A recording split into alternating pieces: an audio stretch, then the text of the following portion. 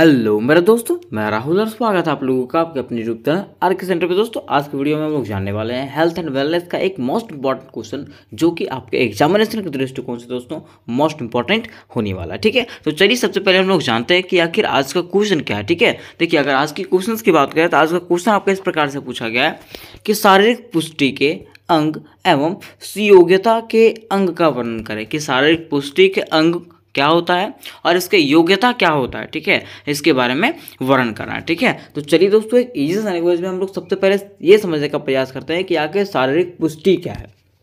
उसके बाद ही तो हम लोग जानेंगे ना कि आखिर शारीरिक पुष्टि का अंग क्या है और इसके सुयोग्यता के अंग क्या है। ठीक है, तो देखिए अगर बात करें हम लोग शारीरिक पुष्टि के बारे में, इसके बारे में शारीरिक पुष्टि के अर्थ के बारे में, तो शारीरिक पुष्टि का मतलब होता है दोस्तों एक व्यक्ति का शारीरिक क्षमता, एक व्यक्ति का शारीरिक क्षमता कि आप किस गति से कार्य करते हैं, आपके अंदर कितना क्षमता है, आपके बॉडी में समन्वय है या नहीं है, बैलेंस्ड है या नहीं है, उसी को हम लोग क्या कहते हैं, शारीरिक पुष्टि कहते हैं। मीन्स आपके शरीर में कितना क्षमता है, क्या आप कोई कार्य को किस प्रकार से कर पा रहे हैं, है ना, और कोई कार्य को करने के बाद क्या आपके अंदर शक्ति बच रहा है कि नहीं बच रहा है, तो उसी को हम लोग क्या कहते हैं, शारीरिक पुष्टि कहते हैं। क्या कहते हैं दोस्तों, शारीरिक पुष्टि कहते हैं। तो इसके जो है ना बहुत सारे अंग होते हैं जिसका वर्णन नीचे किया गया। ठीक है, तो देखिए सबसे पहले हम लोग इस प्रकार से लिखेंगे कि शारीरिक पुष्टि का अर्थ, है ना, लिखेंगे शारीरिक पुष्टि का अर्थ है एक व्यक्ति की शारीरिक क्षमता। शारीरिक पुष्टि का अर्थ क्या होता है, एक व्यक्ति की शारीरिक क्षमता होती है। ठीक है, जिससे वह अपने दैनिक कार्यों को बिना थकावट के कर सकता है और उससे क्या कर सकता है, वो अपने दैनिक कार्यों को, दिन के कार्यों को जो है ना बिना थके हुए क्या कर सकता है, कंप्लीट कर सकता है। इसके साथ साथ कार्य समाप्त होने के बाद भी उसके पास अतिरिक्त कार्य करने की क्षमता होनी चाहिए। उसी को हम लोग क्या कहते हैं, शारीरिक पुष्टि कहते हैं। क्या कहते हैं दोस्तों, शारीरिक पुष्टि कहते हैं। कहने का मतलब ये है कि आपके पास कितना क्षमता है, इतना क्षमता होना चाहिए कि कोई कार्य होने के बाद भी, कोई कार्य करने के बाद भी आप दूसरा कार्य कर सके। उसी को हम लोग क्या कहते हैं, शारीरिक पुष्टि। मतलब शारीरिक रूप से आप क्या है, एकदम मजबूत। ठीक है, अब देखिए नेक्स्ट, अब हम लोग जानते हैं कि शारीरिक पुष्टि के अंग, ठीक है, क्योंकि क्वेश्चन में पूछा गया था कि शारीरिक पुष्टि के क्या अंग होते हैं। ठीक है, तो वही बोला गया है कि शारीरिक पुष्टि के अंग या तो घटक। कहा गया है कि शारीरिक पुष्टि एवं सुयोग्यता दोनों ही विषय बहुत महत्वपूर्ण है।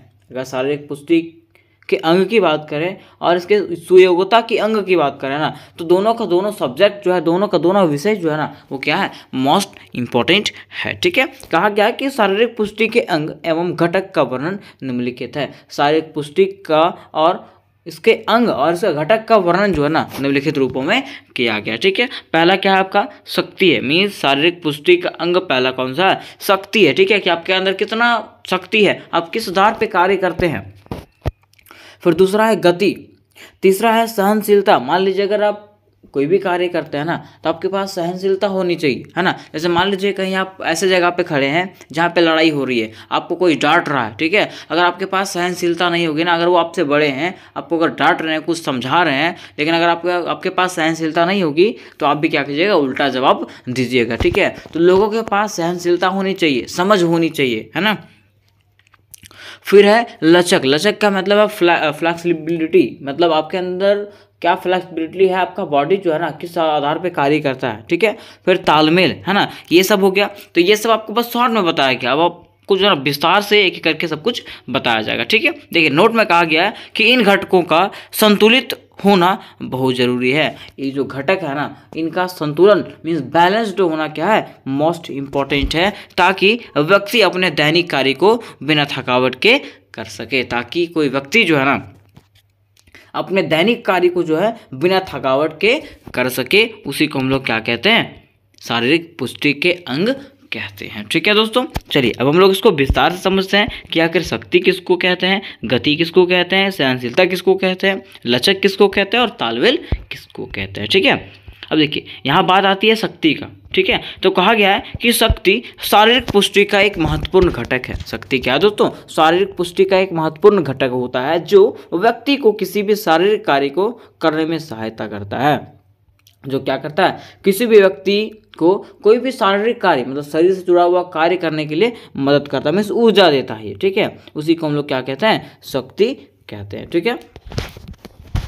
देखिए कहा गया है कि शक्ति को मुख्य रूप से दो प्रकार होती है। शक्ति की अगर बात करें तो इसका मुख्य रूप से कितना प्रकार होता है, दो प्रकार होता है। पहला स्थिर शक्ति और दूसरा होता है गतिशील शक्ति। अब देखिए एक वर्ड में आपको बता दिया गया है कि स्थिर शक्ति वह शक्ति होता है जो व्यक्ति को किसी भी वस्तु को उठाने में सहायता करती है। अगर व्यक्ति कुछ चीज़ उठाता है, कोई वस्तु उठाता है ना, तो उसमें कौन सा शक्ति लगता है, स्थिर शक्ति का प्रयोग होता है। किसका, स्थिर शक्ति का प्रयोग होता है। लेकिन अगर व्यक्ति किसी चीज़ को खींचता है, अगर व्यक्ति किसी चीज को खींचता है तो उसमें कौन सा गति लगता है, कौन सा शक्ति लगता है, गतिशील शक्ति का प्रयोग होता है।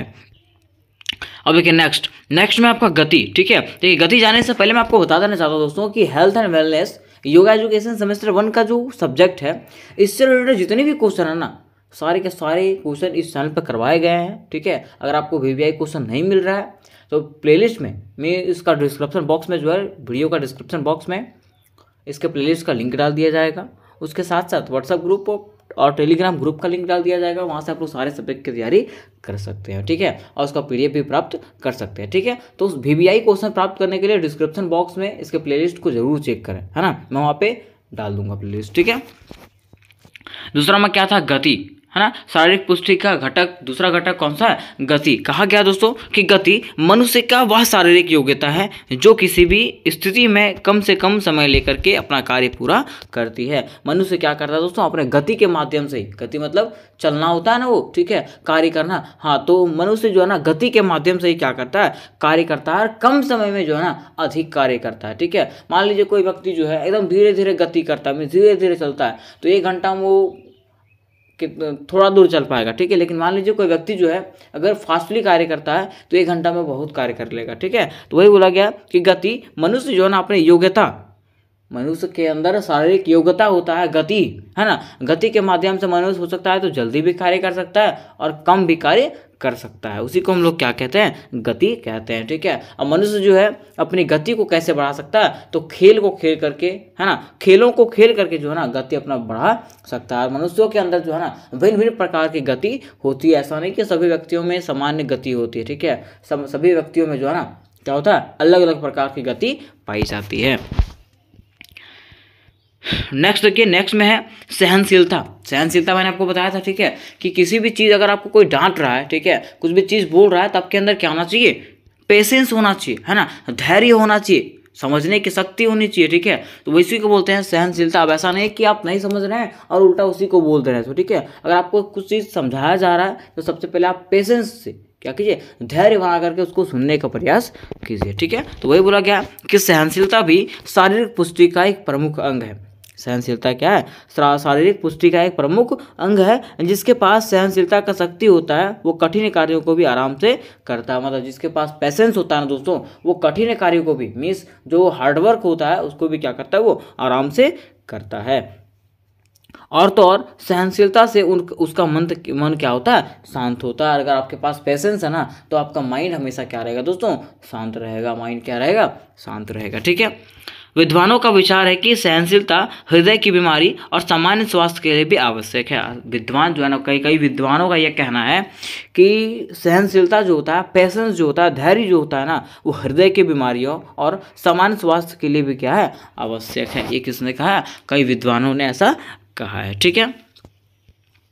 अब नेक्स्ट देखिए, नेक्स्ट में इसका चौथा जो घटक है वो है लचक। लचक मतलब आपको मैंने बताया था फ्लेक्सिबिलिटी। अगर आपके बॉडी जो है ना, आपके बॉडी में अगर फ्लेक्सिबिलिटी नहीं रहेगा, ठीक है, मीन्स लचक नहीं रहेगा, तो आप तो स्ट्रेट रहिएगा। अगर आप स्ट्रेट रहिएगा तो कोई कार्य कर पाइएगा क्या, नहीं। आपका बॉडी नहीं मुड़ेगा, आप नहीं मुड़ पाइएगा, तो कोई कार्य कर पाइएगा, नहीं कर पाइएगा। इसलिए हमारे बॉडी में क्या रहता है, फ्लेक्सिबिलिटी रहता है, ठीक है। हम लोग क्या कर सकते हैं, फ्लैक्स कर सकते हैं, मीन्स लचक सकते हैं, ठीक है। हमारा बॉडी जो है ना इधर उधर घूम सकता है ना। लेकिन अगर क्या रहता, वो एकदम सीधा रहता, ठीक है, स्ट्रेट रहता, तो क्या हम लोग कार्य कर पाते, नहीं कर पाते, ठीक है। तो वही बोला गया कि अधिक लचक वाला व्यक्ति बिना किसी कष्ट के अधिक देर तक कार्य कर सकता है। मीन्स जिसके पास लचक होता है, वैसा मतलब वैसा व्यक्ति जिसके पास लचक होता है ना, वो क्या कर सकता है, किसी भी कष्ट के अधिक देर तक जो व्यक्ति जो है ना वो कार्य कर सकता है। और कोई भी कार्य आराम से करने के कारण शक्ति व ऊर्जा का बचाव होता है, ठीक है। और वो व्यक्ति जो है अगर कोई भी कार्य को आराम से कर लेता है ना, तो उसको जो है ना ऊर्जा का बचाव होता है, उसको क्या होता है, ऊर्जा का बचाव होता है। ठीक है, अब देखिए नेक्स्ट जो आपका पांचवा जो उसका घटक है वो है तालमेल। तालमेल का मतलब है समन्वय बना के रखना। अगर आप कुछ भी चीज़ करते हो ना तो उसमें समन्वय बनाना क्या है, मोस्ट इम्पॉर्टेंट होता है।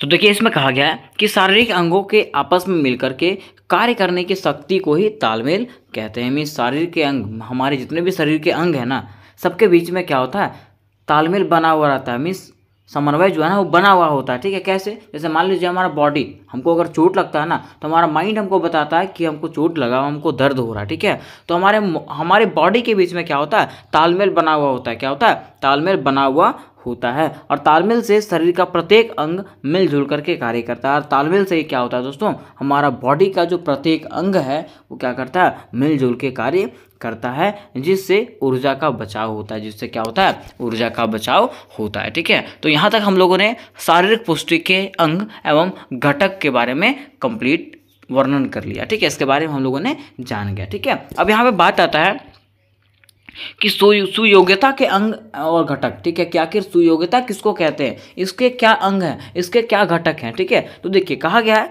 कि शारीरिक सुयोग्यता के अंग का वर्णन करने के लिए सबसे पहले हम लोगों को शारीरिक सुयोग्यता का अर्थ समझना होगा, है ना। मान लीजिए शारीरिक सुयोग्यता के अंग जानेंगे तो उसके पहले हम लोगों को शारीरिक सुयोग्यता का अर्थ जाना पड़ेगा ना। तो वही बोला गया कि शारीरिक सुयोग्यता वह क्षमता होती है जिससे हम अपने शरीर और मानसिक स्वास्थ्य को बनाए रख सकते हैं। मीन्स शारीरिक सुयोग्यता वह होता है ना जिससे हम क्या कर सकते हैं, अपने बॉडी को, अपने माइंड को क्या कर सकते हैं, हेल्थी रख सकते हैं, मीन्स स्वस्थ रख सकते हैं। उसी को हम लोग क्या कहते हैं, शारीरिक सुयोग्यता कहते हैं। क्या कहते हैं, शारीरिक सुयोग्यता। कोई पूछेगा आपको, बता दीजिएगा कि वैसा प्रोसेस जिसके माध्यम से हम अपने बॉडी को, अपने माइंड को क्या कर सकते हैं, हेल्दी कर सकते हैं, उसको हम लोग क्या कहते हैं, शारीरिक सुयोग्यता कहते हैं। ठीक है, तो चलिए अब हम लोग जानते हैं कि इसके अंग क्या क्या होते हैं, कैसे हम लोग अपने बॉडी को, अपने माइंड को क्या कर सकते हैं, स्वस्थ कर सकते हैं, एक्टिव कर सकते हैं। तो देखिए पहला है शारीरिक सुयोग्यता। मीन्स अपने शरीर को कैसे सुयोग्य करेंगे हम लोग, है ना, कैसे ठीक करेंगे अपने शरीर को, अपने शरीर को कैसे स्वस्थ रखेंगे। ठीक है, तो कहा गया है कि शारीरिक सुयोग्यता के प्राप्ति के लिए विभिन्न शारीरिक क्रियाओं जैसे जॉगिंग, खेल आदि में भाग लेना चाहिए। ठीक है, हम अपने शरीर को स्वस्थ रखने के लिए हम लोगों को विभिन्न प्रकार की शारीरिक क्रियाएं करना चाहिए, जैसे कि खेल खेलना चाहिए, जॉगिंग करना चाहिए, मतलब ये सब चीज़ में भाग लेना चाहिए। ठीक है, तथा स्वच्छ व शुद्ध वातावरण में रहना चाहिए। उसके साथ साथ हम लोगों को कैसा रहना चाहिए, स्वच्छ और शुद्ध वातावरण में रहना चाहिए। ठीक है, और तो और कहा गया है कि हम लोगों को क्या करना चाहिए, पौष्टिक आहार लेना चाहिए। क्या लेना चाहिए, पौष्टिक डाइट लेना चाहिए। ठीक है, पौष्टिक डाइट अगर हम लोग लेते हैं, अगर हम लोग अच्छा वातावरण में रहते हैं, ठीक है, शुद्ध वातावरण में रहते हैं, जॉगिंग करते हैं, ठीक है, तो हमारा शरीर जो है ना वो क्या रहेगा, हेल्दी रहता है। क्या रहता है दोस्तों, हमारा शरीर जो है वो हेल्दी रहता है। ठीक है, नेक्स्ट देखिए दूसरा है कि भावनात्मक सुयोग्यता। भावनात्मक सुयोग्यता कहने का मतलब है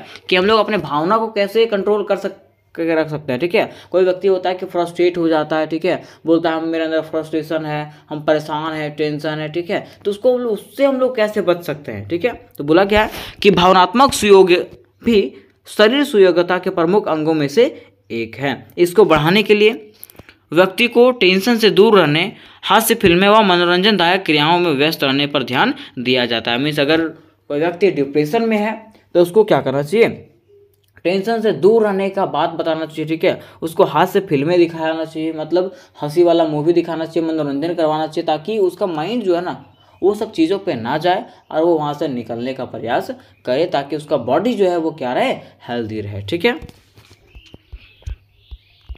तीसरा है पोषक संबंधी सुयोग्यता। ठीक है, कि आपका बॉडी जो है ना, आपके बॉडी को कैसे पोषक आहार मिलेगा, ठीक है, पौष्टिक डाइट कैसे मिलेगा, ठीक है, आपका बॉडी कैसे मतलब क्या बोलते हैं उसको, स्वस्थ रहेगा। ठीक है, तो कहा गया है कि पोषक संबंधी सुयोग्यता से ऊर्जा के स्तरों की प्राप्ति पर बल देती है। ठीक है, मतलब पोषक संबंधी सुयोग्यता के क्या होता है, ऊर्जा देता है, ये क्या करता है, हमारे बॉडी को एनर्जी देता है। ठीक है, कहा गया है कि पोषण संबंधी सुयोग्यता बढ़ाने के लिए व्यक्ति को भोजन में वसा कम लेनी चाहिए। ठीक है, लोगों को जो है पोषण संबंधी सुयोग्यता को बढ़ाने के लिए जो है ना अपने भोजन में जो है वसा की मात्रा जो है ना बहुत कम करनी चाहिए तथा ताजे फल खाने चाहिए, सब्जियां खाना चाहिए, मतलब ये सब का सेवन जो है ना अधिक मात्रा में करना चाहिए। तभी हम क्या कर सकते हैं, हम अपने बॉडी को जो है हेल्दी रख सकते हैं। ठीक है, फिर देखिए नेक्स्ट है आपका पर्यावरणीय सुयोग्यता। ठीक है, अपने पर्यावरण को कैसे सुरक्षित रख सकते हैं, मतलब अपने आसपास के पर्यावरण को कैसे सुरक्षित रखेंगे। अगर मान लीजिए हमारा पर्यावरण ही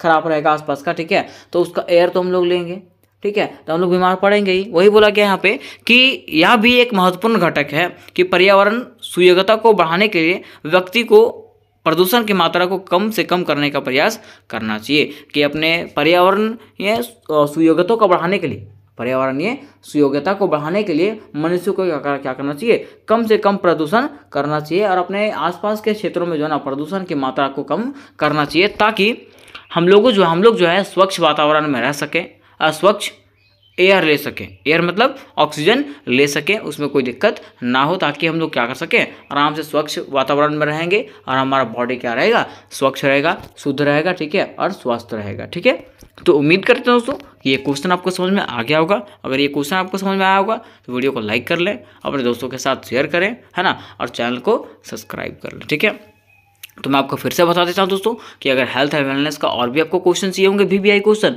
तो उसका लिंक जो आपको डिस्क्रिप्शन बॉक्स में मिल जाएगा। उसके साथ साथ व्हाट्सएप ग्रुप और टेलीग्राम ग्रुप का लिंक भी आपको डिस्क्रिप्शन बॉक्स में मिल जाएगा। ठीक है, तो वहाँ से आप लोग सारे क्वेश्चंस को डिटेल तरीके से देख सकते हो और एक एक करके पढ़ सकते हो। तो मिलता है नेक्स्ट वीडियो में, तब तक के लिए जय हिंद जय भारत।